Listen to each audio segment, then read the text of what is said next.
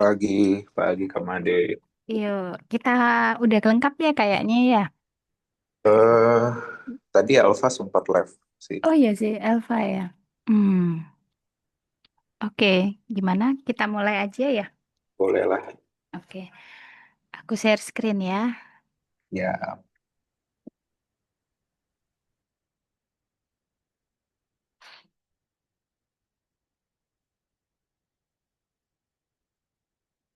Oke, udah kelihatan ya, Ger ya. kelihatan. Oke, kita mulai ya dari ekokardiografi, ekokardiogram. Jadi ekokardiografi ini disebut juga banyak sebutannya. Ada ekokardiografi, ekokardiogram, atau juga eko.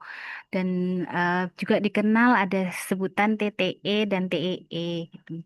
Jadi perbedaannya ada di peletakan probe-nya. Kalau transthoracic echocardiogram itu peletakannya di dinding dada, jadi non-invasif. Sedangkan yang transesofageal itu probe-nya ditaruh di esofagus, jadi lebih invasif gitu.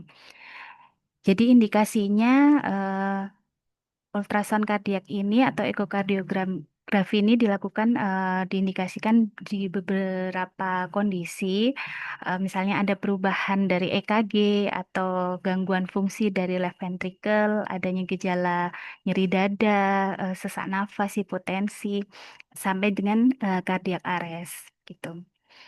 Jadi sebelum melakukan cardiac ultrasound atau echo, kita posisikan pasiennya terlebih dahulu. Jadi bisa pakai posisi supine atau left lateral decubitus.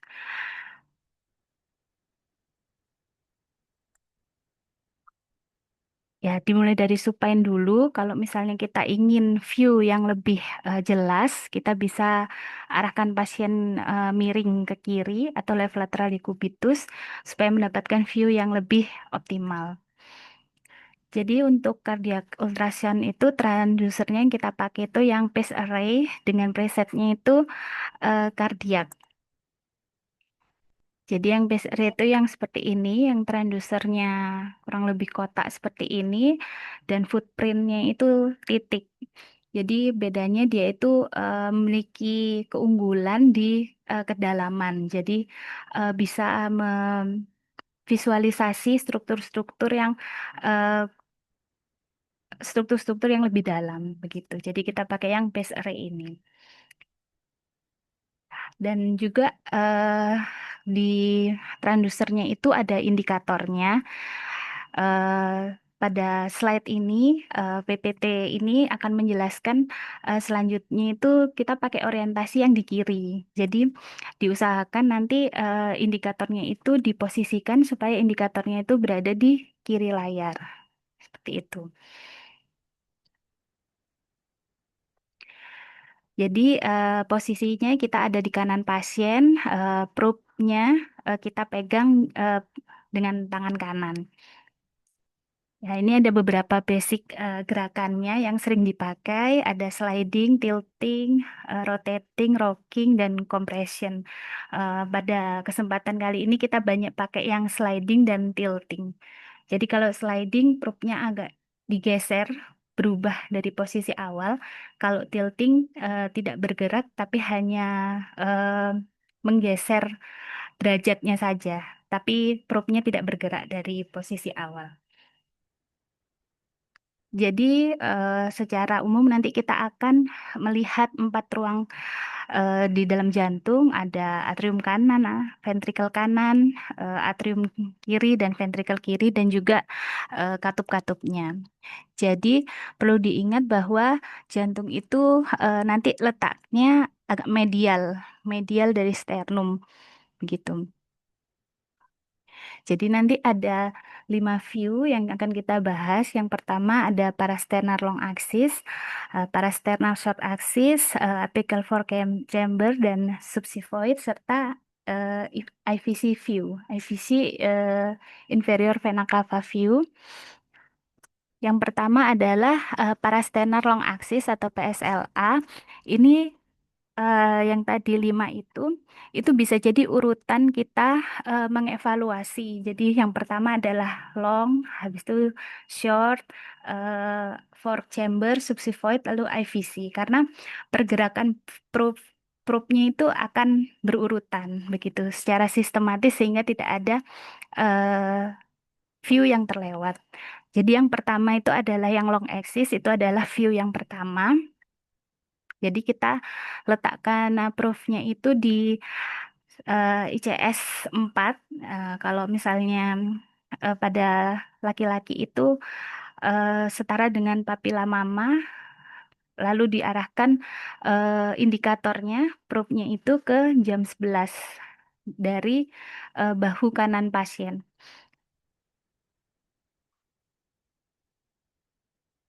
Nanti di sini dilihat, kita selalu melihat indikatornya. Jadi indikator ini akan menandakan struktur apa yang di dekat indikator. Jadi ini view-nya seperti ini. Jadi nanti kalau kita sudah mendapatkan view dari parasternal long axis ini, kita bisa mengatur presetnya gain dan deep atau kedalamannya untuk mendapatkan visualisasi yang lebih baik. Jadi kalau nanti kita bingung, misalnya ini chamber apa, dari POCUS ini memberikan tips 3L. Jadi long axis, left ventricle itu di left side, di sebelah kiri, di sebelah kiri dari layar gitu.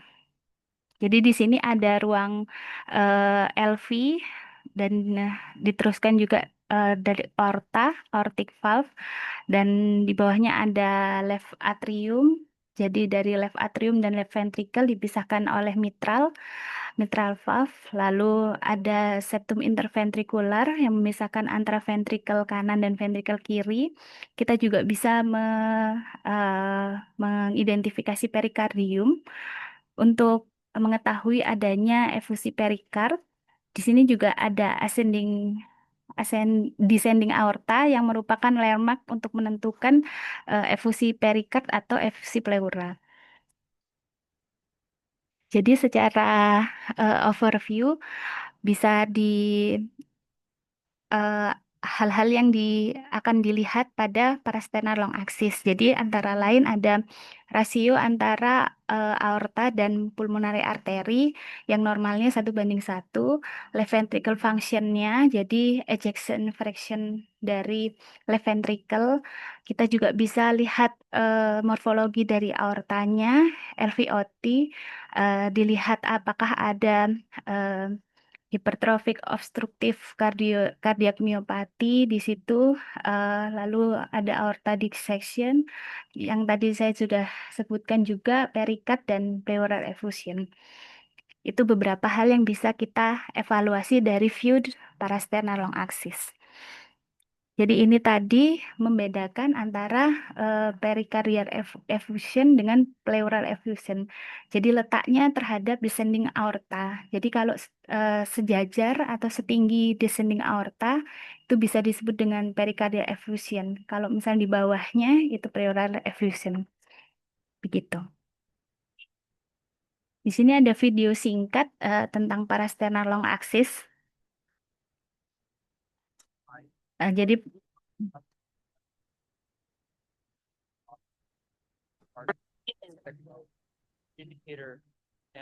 aku cepetin aja. Jadi diposisikan left lateral decubitus.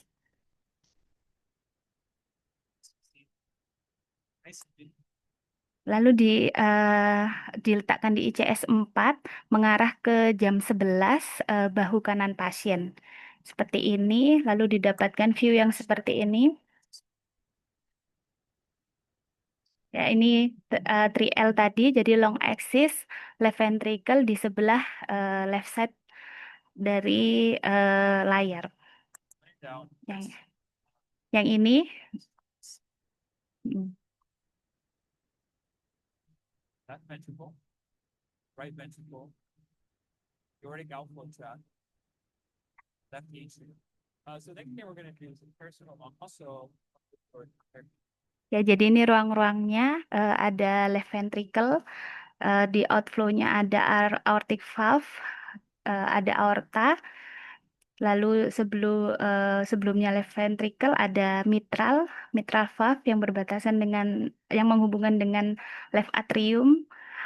Di sini ada septum interventricularis antara ventricle kanan dan ventricle kiri. Di sini juga ada descending aorta. Kira-kira ini yang dilihat di parasternal long view. View yang kedua adalah parasternal short axis. Jadi dari posisi tadi kita melihat PSLA atau long axis, kita putar probe-nya 90 derajat searah dengan jarum jam. Sehingga yang tadi posisinya mengarah ke bahu kanan pasien, sekarang menghadap ke bahu kiri pasien. Dari view parasternal short ini bisa dibagi menjadi 3. Jadi ada setinggi dari mid papillary muscle level di sini dan setinggi mitral, katup mitral atau disebut dengan fish mouth view. Lalu ada yang setinggi aortic valve, jadi Mercedes-Benz view karena katup dari aorta ini membentuk lambang seperti lambang Mercedes-Benz gitu. Jadi yang pertama saat kita tadi sudah dapat parasternal long axis, kita putar 90 derajat searah jarum jam, kita dapat yang menghadap ke bahu kiri, kita dapat yang mid papillary. Di sini yang view pertama ini kita melihat ejection fraction overallnya, lalu kita bisa lihat right ventricle dan left ventricle. Jadi seperti ini probe-nya diletakkan setinggi mid papillary level sehingga view-nya seperti ini, ada 2 chamber yang terlihat. Di sini ada left ventricle dan right ventricle.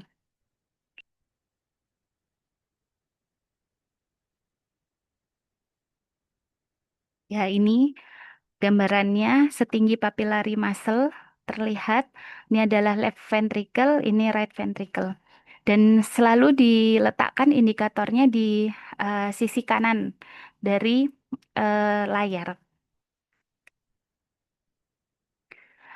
Lalu jika kita tilt, jadi kita tidak menggerakkan ke arah superior dari posisi yang tadi, kita akan melihat mitral valve.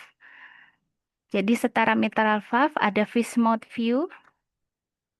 Ya, ini seperti gambaran mulut ikan di sini. Kita bisa mengevaluasi katup mitral baik yang anterior maupun yang posterior. Jadi kita tadi kita arahkan dari yang mid papillary, kita arahkan sedikit ke atas, tilt ke arah superior, itu probe-nya ya, maksudnya probe-nya ke arah superior, itu nanti akan mendapatkan setinggi mitral, ke superior lagi, itu mendapatkan yang Mercedes-Benz. Yang ini, yang aortic valve ini. Jadi ada chambernya juga terlihat, ada RV, atrium kanan, atrium kiri, eh, atrium kanan, atrium kiri, dan juga ventricle kanan. Ya, jadi ini ada yang di atas ini adalah ventricle kanan berbatasan dengan atrium kanan, dipisahkan oleh katup trikuspid, dan RA berjalan juga ke left, dipisahkan juga dengan left atrium antara septum atrial antara atrium kanan dan atrium kiri. Juga dilihat ada RVOT, juga bisa dievaluasi melalui view parasternal short axis ini. Jadi secara ringkas, view dari parasternal short axis yang dibagi menjadi 3 tadi, setinggi mid papillary, setinggi mitral valve, dan setinggi aortic valve itu bisa dievaluasi interatrial septum, interventricular septum morfologinya, ada juga LV functionnya dan LV wall kissing juga bisa dilihat. Jadi pergerakan dari kontraksi dari dinding-dinding ventricle dari RVOT juga aortic valve-nya, mitral valve-nya, dan juga bisa melihat pericardial effusion. Berikut ini video singkat tentang parasternal short axis. So from the parasternal scanula, the parasternal long axis, and from the long axis, you're going to turn 90 degrees clockwise. Now the indicator is towards the patient's. Jadi diputar 90 derajat searah dengan jarum jam menghadap ke bahu kiri. Kita dapat parasternal short axis.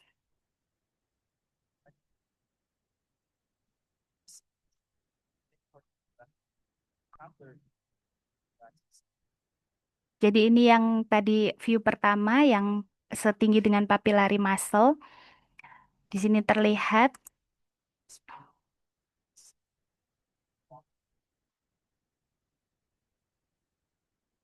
Jadi tadi kan indikatornya mengarah ke sisi kiri, itu lebih dekat dengan left ventricle, lalu di atasnya ada right ventricle.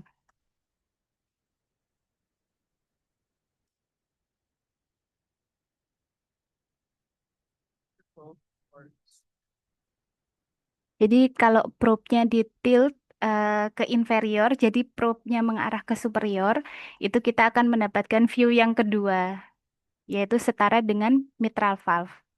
Di sini ada gambaran mulut ikan atau fish mouth.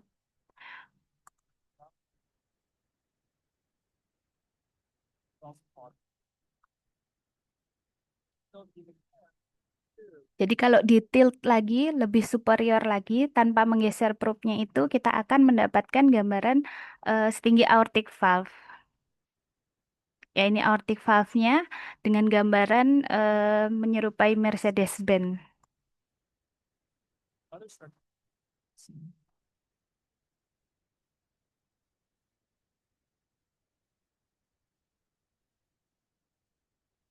Ya ini Mercedes-Benz-nya, aortic valve-nya, ada RVOT, lalu ada atrium kanan,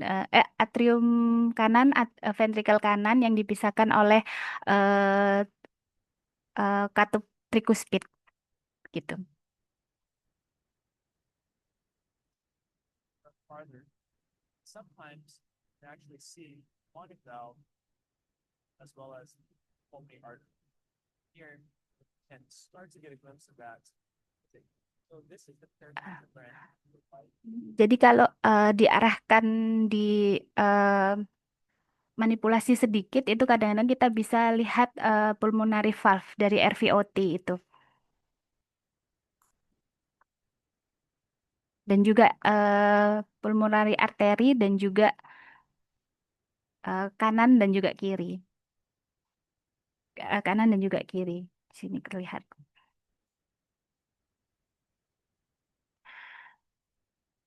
Jadi view yang ketiga yaitu adalah apical view. Jadi di apical view ini kita lebih mengakses hemodinamik. Jadi fungsi diastolik, regurgitasi dan cardiac output itu bisa kita evaluasi. Jadi apical view ini adalah view yang diklaim paling sulit dan sangat paling challenging gitu. Karena susah dapatnya. Jadi ini adalah letak probe dari apical four chamber. Jadi dari posisi tadi terakhir kita meletakkan probe yang di short axis, itu kita turun ke inferior sampai mendapatkan gambaran apex terkecil, lalu kita tilt ke inferior sehingga probe-nya mengarah ke superior. Sehingga didapatkan 4 ruang jantung di sini, yaitu left ventricle, left atrium, right ventricle, dan right atrium. Bisa tervisualisasi 4 ruang jantung ini beserta dengan katup-katupnya, ada katup mitral dan juga katup trikuspid. Ya, jadi gambarannya seperti ini. Untuk memperjelas visualisasi dari view-nya, bisa dinaikkan gain dan depth dari presetnya itu. Jadi kalau kurang jelas lagi, selain meningkatkan gain dan depth-nya juga bisa diposisikan left lateral decubitus. Jadi four chamber itu bisa juga ditambah menjadi 5 chamber, yaitu chamber yang kelima adalah aortic valve atau LVOT. Jadi di tilt probe-nya itu menuju ke kaki pasien sehingga probe-nya itu mengarah ke superior untuk mendapatkan apical 5 chamber. Jadi view dari 4 chamber itu adalah posisi tengah. Jadi kalau kita mengarahkan ke superior, kita akan dapat 5 chamber. Kalau kita mengarahkan dia ke inferior, probe-nya ke inferior, di tilt-nya mengarahnya ke kepala pasien sehingga probe-nya mengarah ke inferior, itu kita akan mendapat coronary sinus view. Gitu. Jadi yang pertama tadi 5 chamber. Jadi tilt-nya tidak usah terlalu besar, hanya sekitar 5-10 derajat aja. Ya, tampak seperti ini gambaran 4 chamber yang tadi. Di tengahnya ada chamber yang kelima, yaitu aorta atau aortic LVOT. Lalu yang kalau kita mengarahkan probe-nya ke bawah, ada coronary sinus view. Yang ini dia akan terlihat seperti septal antara atrium kanan, atrium kiri, dan atrium kanan. Begitu. Ini ada coronary sinus. Jadi ini tadi saat kita tadi terakhir menaruh probe-nya itu di short axis, kita mengarahkan dia ke inferior, di slide ke inferior sampai mendapatkan gambaran apex terkecil, lalu di tilt ke inferior sehingga probe-nya itu mengarah ke superior. Ini. Dan kalau nanti kita mengarahkan probe-nya itu ke bawah, jadi dia probe-nya ke atas, kita akan dapat 5 chamber. Kalau nanti kita mentilt probe-nya itu ke atas sehingga probe-nya mengarah ke bawah, kita akan mendapatkan coronary sinus. Ya, ini videonya. Patient short axis. Nah, ini kan tadi posisi kita terakhir di short axis. Ya, di sini. Short axis. Okay. The apical portion of the patient short axis here. Use your short axis view to help you obtain your apical portion. So here is short axis. And as we're coming down, you think of the heart as a cylinder. The cylinder gets smaller as you get towards the apex. See how the apex is. Nah, ini dicari sampai gambaran apex terkecil. Nah, setelah dapat yang apex terkecil, nah, detail, sorry.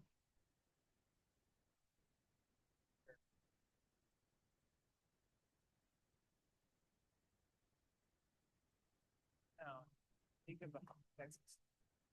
That might be the area where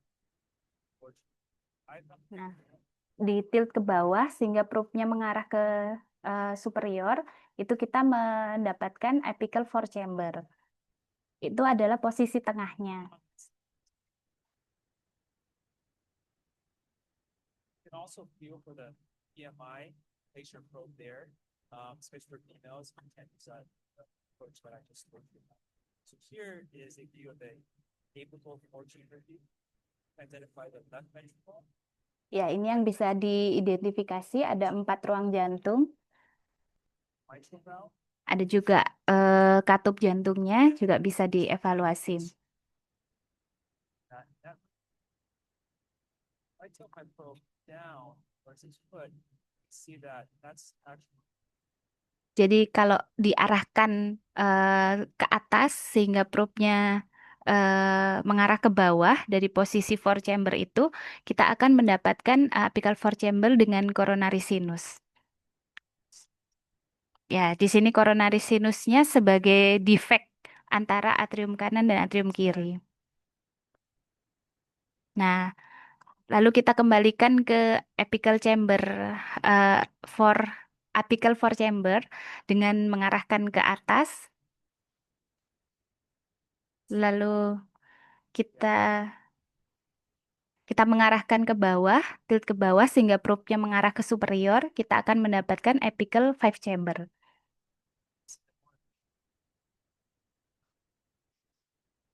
Ya, di tengahnya itu kita dapat ruang kelima yaitu aorta dan LVOT.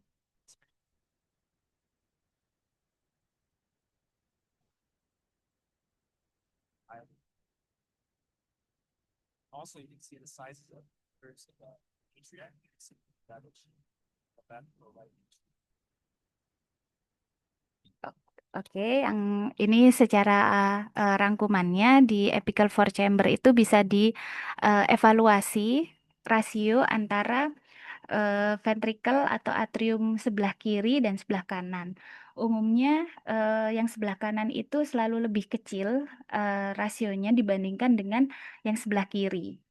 Jadi nanti kalau misalnya ada suatu kondisi patologis di mana jantung sisi kanan itu lebih besar atau rasionya jadinya tidak kurang dari 0,6 atau meningkat rasionya, itu menandakan adanya strain dari jantung kanan akibat adanya obstruksi dari RVOT.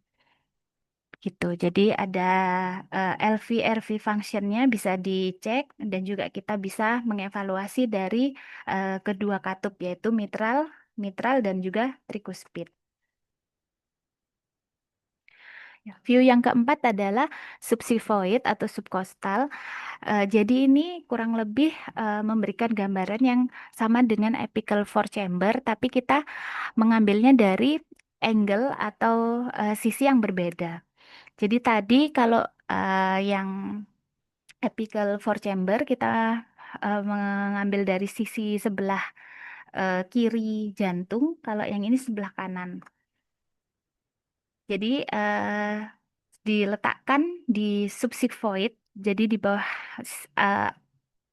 xifoid ini dengan mengarahkan indikatornya itu di sebelah kiri. Gitu. Oh ya, berbeda juga dengan view-view sebelumnya, kita memegang probe-nya itu seperti memegang pensil, tapi ini pada subxifoid ini lebih mendatar tilt. Jadi tiltnya lebih sejajar dengan permukaan dari dada pasien, begitu.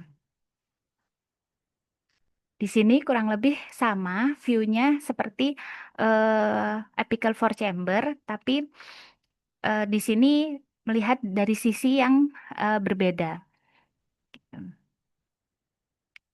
Jadi untuk mencari gambaran dari subxifoid itu kita menggunakan liver sebagai acoustic shadow. Jadi mencari liver terlebih dahulu untuk mendapatkan gambaran dari subxifoid. Ini kita juga bisa melihat jelas area perikardium untuk mengetahui adanya efusi perikard. The subxiphoid view for cardiac ultrasound. So in this view, we're actually calculating supine. The legs are going to be bent. Jadi waktu view dari subxifoid, jangan lupa kita harus menekuk kaki pasien untuk merilekskan otot-otot di abdominal.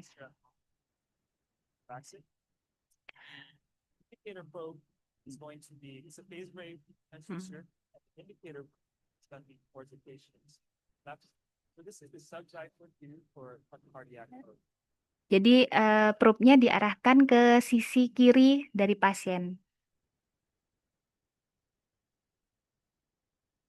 And in order to perform this scan, you really want to start on the Ya, kita bisa palpasi sedikit untuk mengetahui landmark dari hati atau liver. right side and identify the liver. Ya, Heart. You'll want to go through stomach.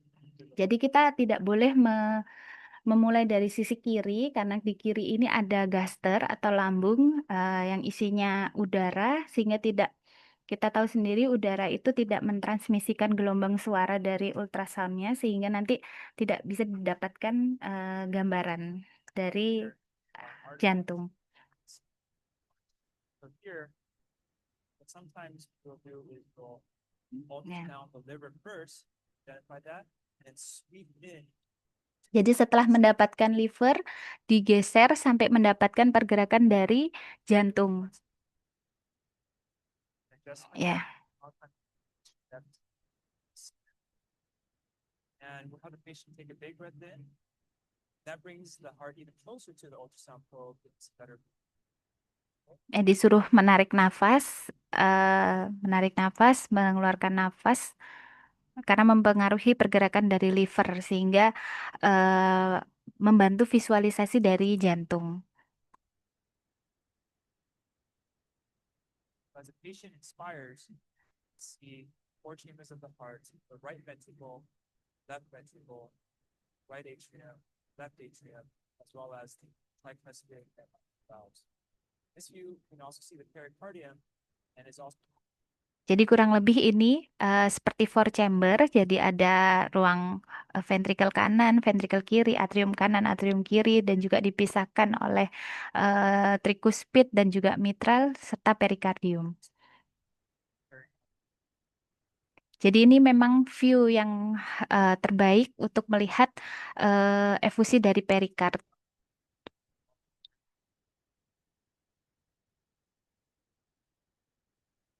Jadi ini overview apa yang bisa evaluasi dari subcostal atau subxivoid view. Ini ada morfologi dari RA, LA, LA dan juga LV morfologinya, dan juga pericardial effusi. Dan view yang terakhir yaitu adalah inferior vena cava atau IVC.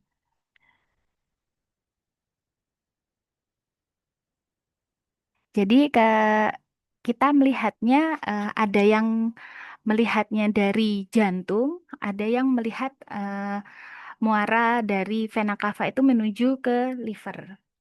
Begitu. Ada yang axis view, ada yang longitudinal view. Jadi tetap diletakkan di subxivoid. Jadi melihat IVC ini ditelusuri muaranya kalau misalnya ke jantung, ke RA, dan juga bisa ke liver. Jadi kita bisa tilt dari probe-nya itu dirotasi, bukan tilt ya, dirotasi searah dengan jarum jam 90 derajat. Jadi kita dapat dari short axis menjadi long axis. Jadi dari pembuluh darah IVC yang bulat jadi panjang begitu dengan menrotate dari probe. Ya ini jadi kita telusuri IVC yang akan bermuara ke RA, right atrium. Jadi yang dievaluasi adalah collapsibility dari IVC. Jadi untuk yang pasien yang bernafas dengan spontan itu IVC diameter itu akan maksimum saat fase ekspirasi dan minimum diameternya saat inspirasi. Jadi pasien nanti untuk mengevaluasi ini disuruh menarik dan mengeluarkan nafas. Tapi untuk pasien-pasien yang menggunakan ventilasi mekanik, efek ini berkebalikan. Jadi diameter IVC maksimum itu saat inspirasi dan minimum itu saat ekspirasi. Jadi kurang lebih penjelasannya seperti ini. Jadi saat inspirasi, tekanan intratorakalnya kan menurun, negatif. Jadi dia menarik darah ke dalam toraks. Karena menarik darah ke dalam toraks itu, IVC-nya kolaps sehingga diameternya mengecil. Pada saat ekspirasi, tekanan intratorakalnya meningkat atau positif sehingga darah ke toraks itu berkurang sehingga IVC-nya tidak kolaps dan diameternya melebar. Kurang lebih seperti itu. Namun jika mendapatkan ventilasi mekanik, tekanan intratorakalnya tidak negatif tetapi meningkat sehingga IVC-nya tidak kolaps dan cenderung melebar. Jadi diameter terbesarnya ada saat inspirasi. Berbeda dengan kalau bernafas spontan, diameter terbesarnya adalah pada saat ekspirasi. Ya, ini adalah perbandingan kolaps dari IVC. Jadi ini jika kondisi IVC tidak kolaps, itu dilihat diameternya itu konstan dan cenderung dilatasi. Tapi jika dia kolaps, lebih kecil dan dinding antara venanya itu bertemu satu sama lain, begitu. Sehingga ada gambaran kolaps, dinding-dindingnya menyentuh antara satu sama lain. Ya ini videonya dari IVC. Posisinya tetap seperti subxivoid tadi, jadi kakinya tetap ditekuk.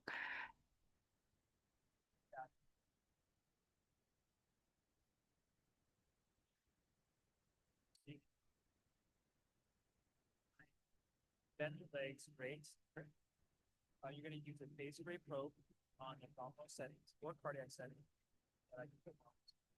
Jadi di video ini tadi seperti yang saya jelaskan juga, jadi bisa IVC melihat muaranya ke jantung atau ke liver. Kalau misalnya dia ke liver, presetnya itu harus diubah abdominal. Kalau misalnya ke jantung harus diubah menjadi kardiak. Gitu. I just want to here as possible. And next to application area. The first I identify is identify the liver first because IVC has to go through the liver. IVC is usually the most posterior vessel that you see. You see it right here. Nah, ini adalah gambaran IVC-nya didapat bermuara ke liver.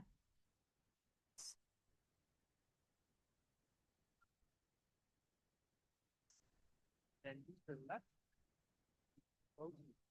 And how I approach it is not rotate the probe unless your vessel is centered. If your vessel is truly centered, rotate your probe for the long axis of that vessel. So here's the IVC.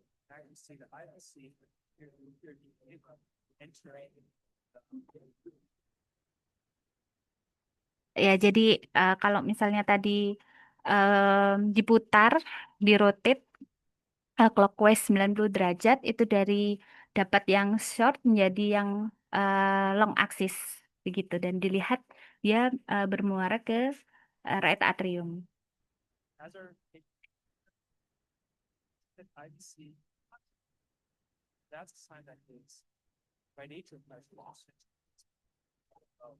And I should be able to tolerate it. Jadi intinya untuk melihat kecukupan cairan dari IVC ini untuk melihat adanya kekurangan atau kelebihan cairan begitu, dan memonitoring keberhasilan dari terapi cairan yang kita berikan. Jadi ini secara ringkas apa yang bisa diamati dari IVC view. Jadi ada diameternya, collapsibility dan distensibility-nya gitu kurang lebih. Jadi itu adalah gambaran dari 5 view jantung yang terlihat pada ekokardiografi. Jadi dari eko itu sebenarnya kita bisa melihat beberapa gambaran patologis yang dicari secara cepat jika kita menemukan pasien-pasien dengan shock gitu. Jadi itu juga bisa adalah modal yang akan digunakan untuk melakukan RAS protokol begitu. Jadi ini ya seperti kita melihat IVC dan kontraksi dari ventricle. Mungkin aku ubah ke protokol RAS aja dulu. Bentar. Jadi aku lanjutkan ke RAS protokol sedikit mengenai RAS protokol supaya bisa dikaitkan dengan tata laksana di bidang shock.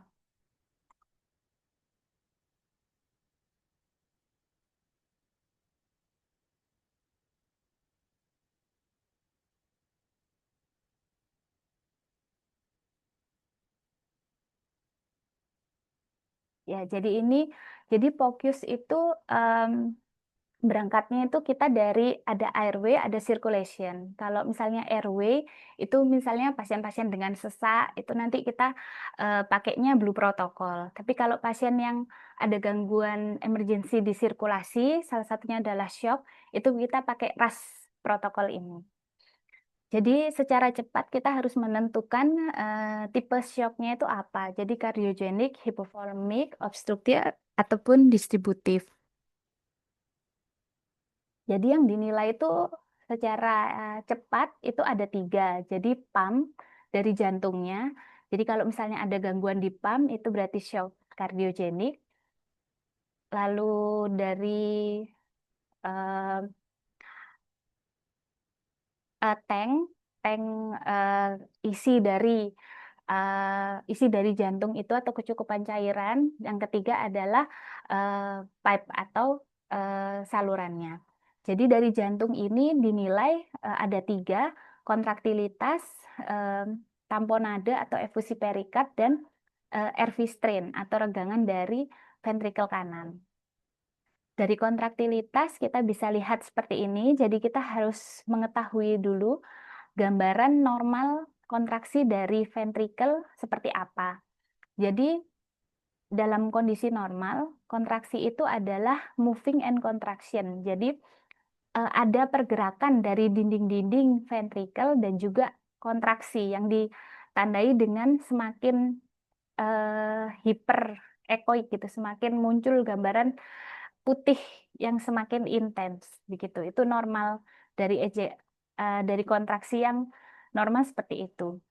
Namun ada kondisi hipovolemik di mana dia ada hyperdynamic ejection fraction, itu ada gambaran kissing wall antara pembuluh dinding dari ventricle, yaitu di mana dinding di septal wall dan free wall itu menyentuh satu sama lain karena kolaps begitu. Jadi ada kissing wall, jadi menyentuh.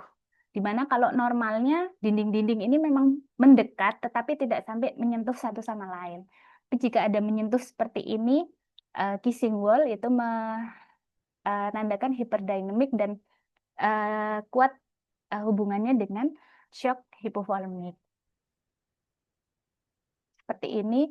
Jadi tidak berkontraksi, movingnya itu secara eyeballing itu kurang begitu dibandingkan dengan yang normal tadi. Yang normal seperti ini dibandingkan yang seperti ini.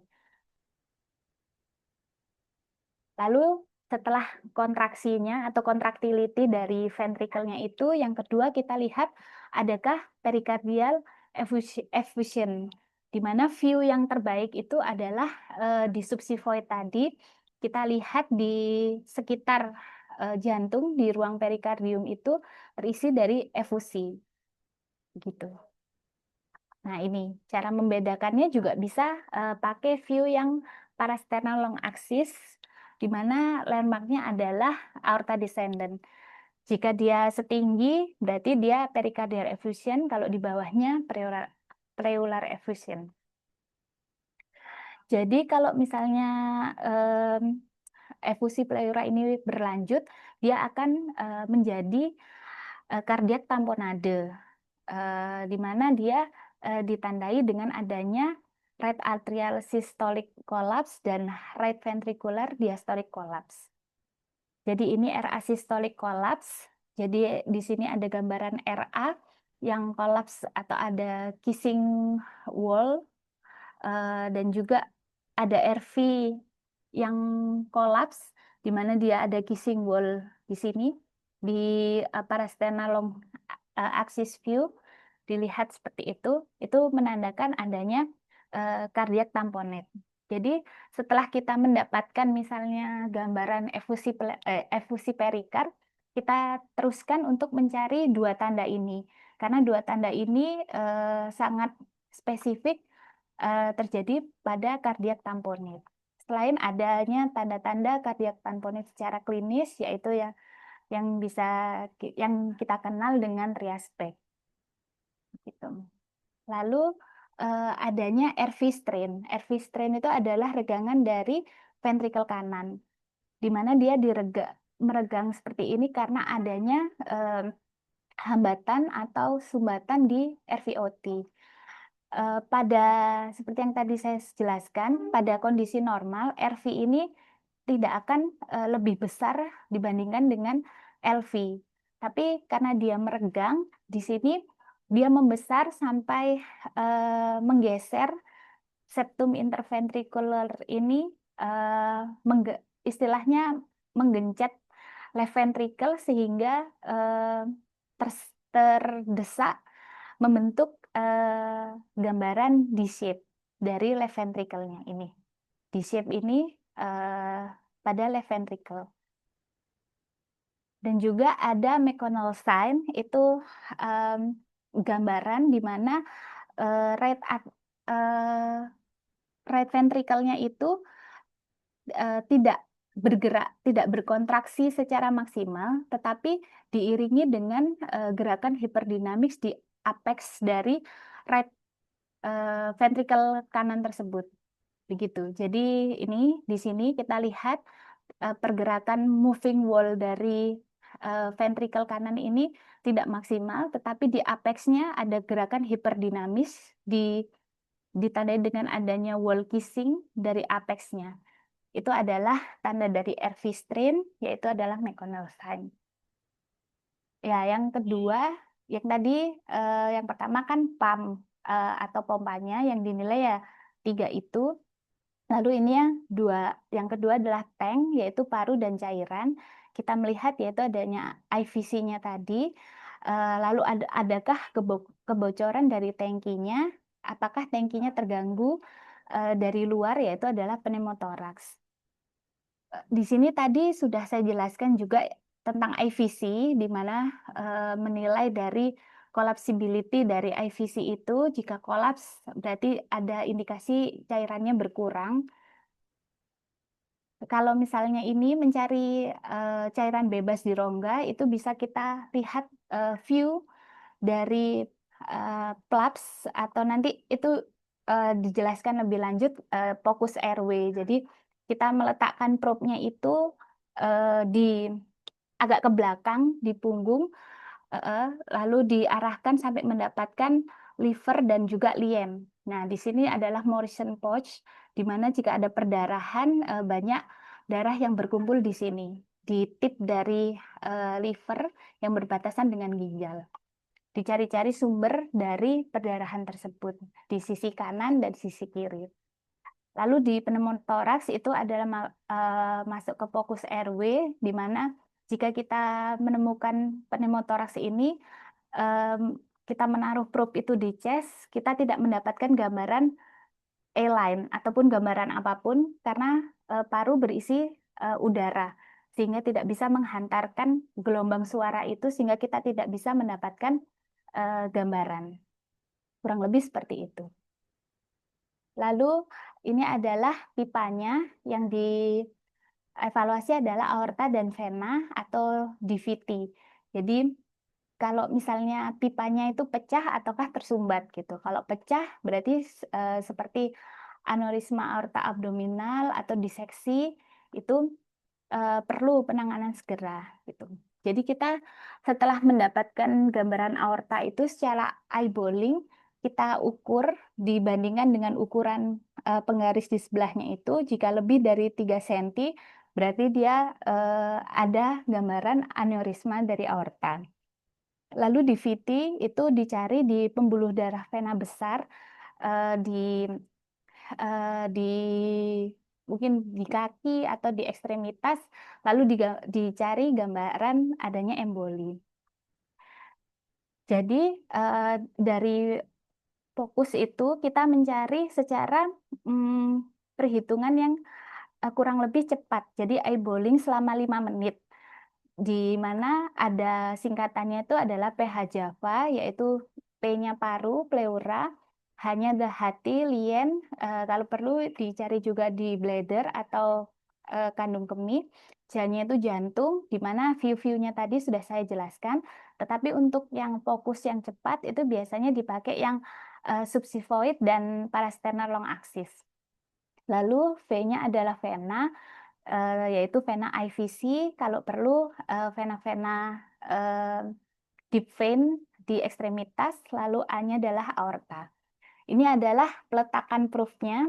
Ini yang tadi saya bilang, yang P ini untuk mengecek adanya pneumotoraks atau pleura, di mana kalau ditaruh di sini tidak mendapatkan gambaran sama sekali karena isinya udara, sehingga gelombang udara tidak bisa dihantarkan.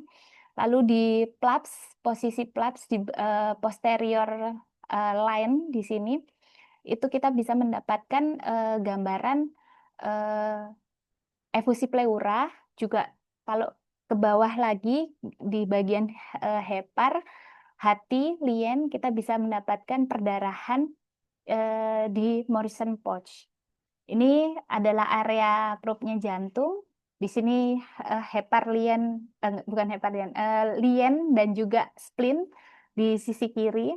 Di V-nya ini adalah vena, IVC di subxifoid, dan juga bisa aorta di subxifoid ini.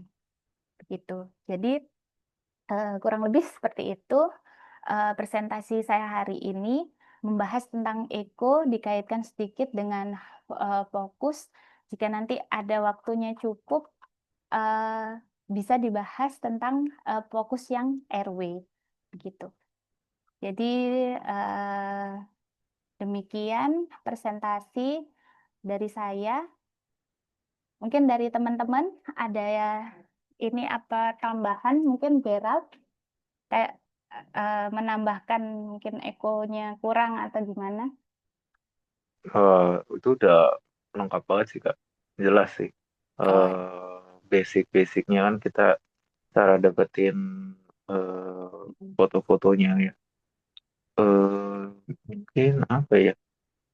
Eh, Kalau mungkin mau nambahin sedikit, mau nambahin dikit aja soal yang aku coba cari gambarnya ya. Kan tadi oh ya, katanya iya Ger. pneumothorax.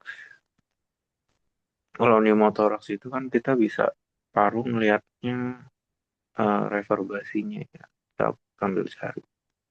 Atau ada gambarnya nggak ya Kak? Iya, ini kan Yang ini sebenarnya tuh aku mau jelasin fokus yang RW, tapi takutnya nggak cukup waktunya gitu. Sebenarnya memang oh ada sih, aku udah ada slide-nya kan yang kemarin itu. Mungkin mau dijelasin sedikit atau enggak? Itu boleh sih Kak. cuma 11 slide sih sebenarnya. Nggak apa-apa lanjut aja. Soalnya yang Lanjut tadi aja. tadi juga udah oke kok. Udah cukup. Iya, kalau yang tadi kan kita sirkulasi. Jadi Mm-mm. fokusnya itu memang beda. Kalau yang fokus sirkulasi itu ultrasonnya itu kita mendeteksi struktur yang nyata begitu. Tapi kalau misalnya airway itu kita mendeteksinya artefak. Jadi artefak itu adalah eh, gambar-gambar kesalahan gitu yang justru yang kita cari. Karena kan kalau ultrasound di paru awalnya kan nggak bisa kan karena isinya memang udara. Tapi karena adanya artefak atau gambaran yang bukan sebenarnya itu justru menjadi penanda adanya eh, gangguan gitu. Gitu. Aku Mm-mm. cari slide-nya dulu ya. Boleh Kak. Kayaknya aku mau nambahin yang dari tadi udah lengkap sih. Iya. Bagus. Eh, aku namain dikit. Itu tadi pas apa namanya ngukur LV function udah sempat dijelasin ini belum ya? EPSS endpoint Oh iya. Oh, belum, belum, belum. separation. Belum, Iya, belum, belum belum. jelasin Doppler Oh, ya jadi itu dan sih emot. mungkin yang kita pakai kalau tadi kan dijelasin untuk nilai LV function itu bisa dilihat dari apa namanya eyeballing ya. Eh, Mm, iya. dari LV-nya itu morfologinya gimana gitu dari Plex tadi. Nah, itu sebenarnya kalau kita mau lebih yakin dikit gitu, kita nggak bukan metode pengukuran injeksi fraksi yang metode Simpson atau apa yang dilakuin sama JP di full eco study, tapi masih masuk ke RACE Rapid Assessment of Cardiac Echo itu Gimana itu? PSS. Nah, Hmm, PSS tuh ngukurnya pakai emot sebenarnya.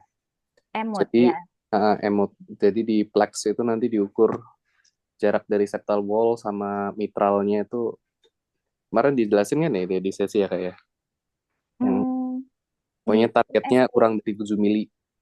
Kalau lebih dari 14 itu udah asumsinya dia udah low EF. 7 sampai 14 tuh kayak di range mildly Kalau reduced EF. kemarin di USG sih eyeballing sih, karena kan kayak fokus tuh kayak harus cepet gitu. Oh, Mungkin Axel bisa jelasin, aku nggak belum eh, pernah tahu sih itu. oh,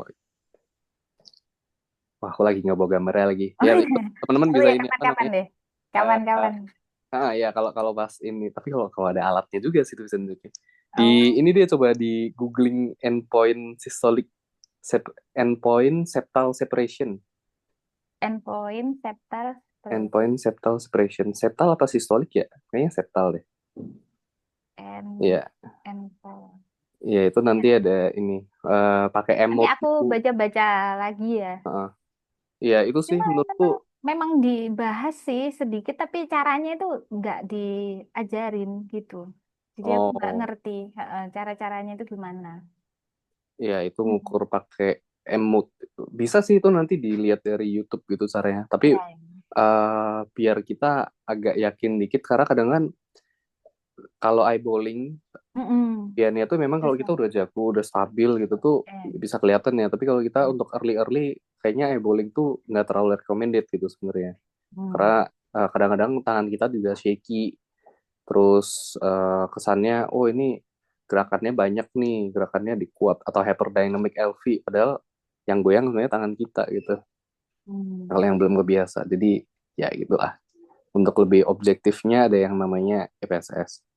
Terus yang kedua, nah bahas sedikit yang pneumotoraks karena ini ya, itu tapi emang saya selaminya sih. Sebenarnya kalau dulu aku di workshop fokus itu malah dibilangnya kalau deteksi pneumotoraks pakai ultrasound Hmm. itu tuh eh, spesifisitinya tuh tinggi, tapi sensitivity-nya tuh rendah karena kita nyarinya tuh susah setengah mati. Jadi Hmm. kalau sampai apa namanya, eh, kan sebenarnya ada lung sliding itu ya, Iya, iya. ada lung Ada. sliding Ha, itu ya apa migrating end itulah yang semut-semut bergeseran itu. Kalau iya. masih bisa lihat itu ya udah berarti kan intak tuh nyambung tuh Mm-mm. pleuranya. Tapi kalau enggak, nah itu apa sih istilahnya tuh lung point ya. Kita bisa Itu. lihat. Ya, ya, long point. Kalau bisa lihat Seashore, itu seashore, apa? Barbershine, seashore. Si Uh, share itu. uh, Si share itu kan harusnya kita lihat. Tapi kalau ada kelihatan lung pointnya itu ya berarti oh ini nih pneumothorax nih nggak iya, kelihatan nggak slidingnya gitu. iya. Karena dasarnya untuk melihat ini udara yang diciptakan oleh paru atau udara yang diciptakan oleh kavum pleura yang berisi udara pneumothorax itu tuh nggak bisa sebenarnya. Hmm. Jadi itu lung slidingnya sih emang yang harus dilihat ya. Nah itu susah susah sih Iya. pneumothorax kalau testimoni dari instruktur waktu itu. Iya. Jadi ya begitu. Ya, jadi kalau kemarin di USG workshopnya itu juga dijelasin sih. Jadi kalau pneumotoraks itu tandanya apa gitu yang kayak memang memang tuh patok pneumonis sih untuk Mm-mm. pneumotoraks itu benar kayak lung point-nya itu tapi karena Tapi ada pemateri lagi satunya bilang kalau pneumotoraks itu karena memang musuh dari ultrasound itu adalah udara gitu. Jadi saat kita menaruh probe itu di paru, itu kita tidak ada gambaran gitu. Jadi kayak sesimpel itu gitu. Padahal sebenarnya kalau mau dicari ada tanda patognomonisnya itu gitu. Kurang lebih. Nah, mantap. Ya sih itu. Sama, ya. Heeh. Oke, ini mau diakhiri atau cukup? Dari aku sepertinya sudah. Oh ya, Ini udah oke. cukup jelas. Oke. Karena Iko ya konteksnya. Mm-mm. Maka nanti minta PPT-nya ya. Oh ya, oke. Dan Oke. aku udah nanti aku kirim deh EPSS itu apa-apa. Oh ya, boleh, boleh, boleh. Oke sih, Oke, kayaknya cukup sih. cukup ya. Kayaknya buat jaga mah itu aja. Iya, Semuanya eyeballing. iya, bener. Sama sebenarnya nggak tahu ya Eko yang di ICU itu kayak gimana. Sebenarnya kalau cek Mm. LPF tuh gampangnya tinggal klik tombol terus nge-tracing geometrinya left ventricle keluar EF-nya berapa. Tergantung Oh iya, iya. mesin ya sih. Betul. Jadi di view apa, terus dibuat emot Iya gitu keluar biasanya EF-nya gitu ya? four chamber terus Over chamber. bukan bukan emot sih jadi tetap yang 2D mode gitu terus Oh, ada pilihan EF nanti ya, kita mesti keluar. nge-tracing Oh, kayak heeh. nge-tracing ruang LV-nya seberapa besar gitu. Nanti keluar oh iya 60%. Itu kan gampang sebenarnya tapi ya itu kalau yang mahal Oh punya. iya. Heeh. Kalau yang basic kan mungkin nggak punya fungsi-fungsi kardiak khusus gitu kan. Sebelum ke Makanya pakai sana aja iBody. sebenarnya nyari four chamber tuh susah sih. Iya, emang Susah ribet for banget gak chamber. sih dapat four chamber tuh kayak apalagi yang kayak baru-baru gitu. Mm-mm. Makanya kalau mau cek fungsi kontraksi biasanya short axis setinggi papillary muscle aja. Oh Hmm. iya itu juga itu benar-benar. Kalau setinggi papillary muscle tuh paling Oh gitu ya. Mm-mm. Iya. mengotot left ventricle-nya kan. Jadi Mm-mm. kalau ke apex terlalu tebel ototnya, kalau ke tinggi mitral valve Mm-mm. itu ototnya terlalu tipis. Jadi kesannya oh ini kok kontraktilitasnya jelek. Jadi katanya sih setinggi papillary muscle aja. Oh gitu ya. Mm-mm. Oke. Ada. Mungkin itu dulu aja kali Oke, ya. iya. Oke. Siap. Thank you Selamat Kak Made. berlibur ya. Sorry kalau misalnya masih gini Enggak, ini karena udah jelas cepet-cepetan. jelas banget sih ini apa cara-cara ngambil gambarnya.